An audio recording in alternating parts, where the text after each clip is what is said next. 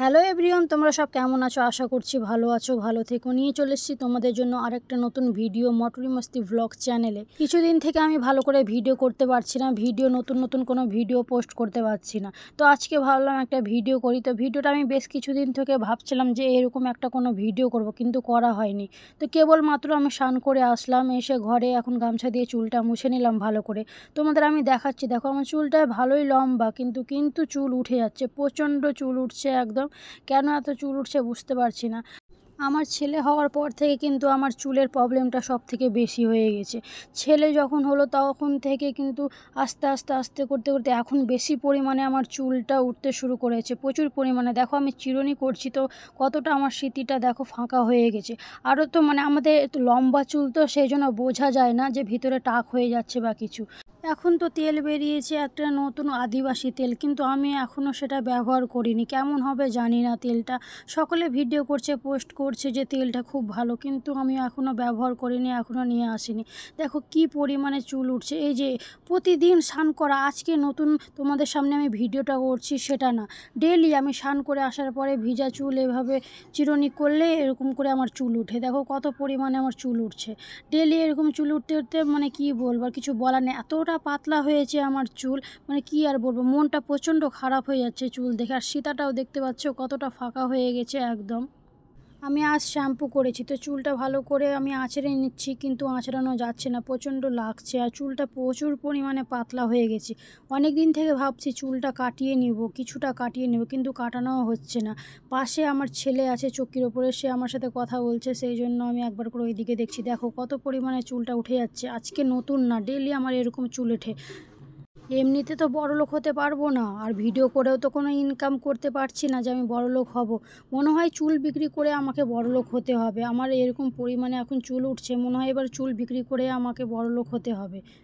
School টাইমে কিন্তু চুলটা আমার বেশ লম্বা ছিল, আর অনেক ভালোও ছিল।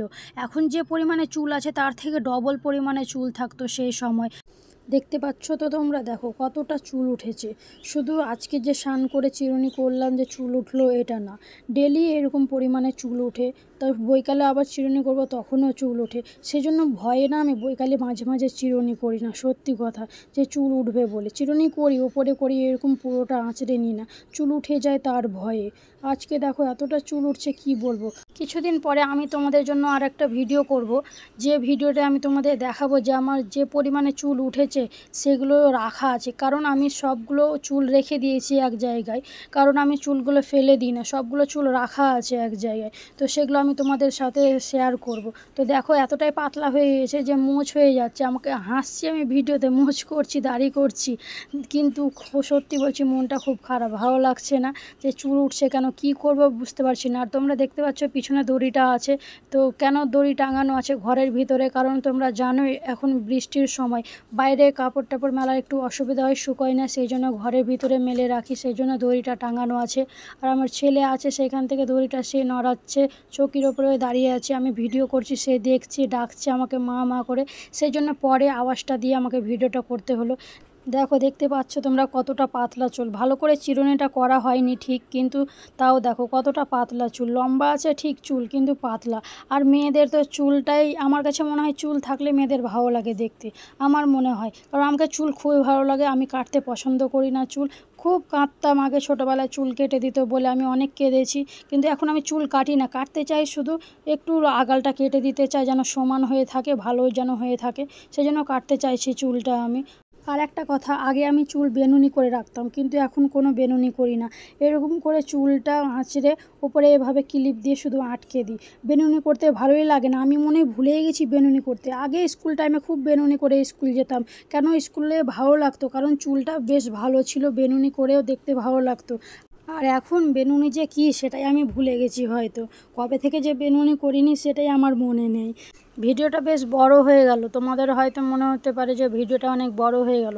যখন আমি চিরুনি করলাম তো মনে হলো যে ভিডিওটাতে চিরুনি তো করলাম, তো সীতাটা ফাঁকা আছে, তো সিঁদুরটা পরেই নিই, সেই জন্য ভিডিওটা করে নিলাম। তো আমি চিরুনি দিয়েই সিঁদুরটা পরি, কিন্তু দেখো চিরুনি দিয়ে সিঁদুরটা পরলাম ঠিক, কিন্তু সাইডে তোমরা দেখতে পাচ্ছ ফাঁকা হয়ে আছে, কারণ সেগুলো চুল উঠে গেছে, সেই জন্য ফাঁকা ফাঁকা হয়ে আছে, সাদা হয়েছে। আর আমি প্রথমবার আজকে ফোনে দেখে ভিডিও করছি, ফোনে দেখে আমি সিঁদুর পরলাম, কারণ আমি আয়নাতে দেখে সিঁদুর পরি, কিন্তু আজকে ফার্স্ট আমি ফোনে দেখে সিঁদুর পরলাম। এবার তোমরা বলো কেমন লাগছে আমাকে দেখতে, কত সুন্দর আমি সিঁদুর পরলাম দেখো।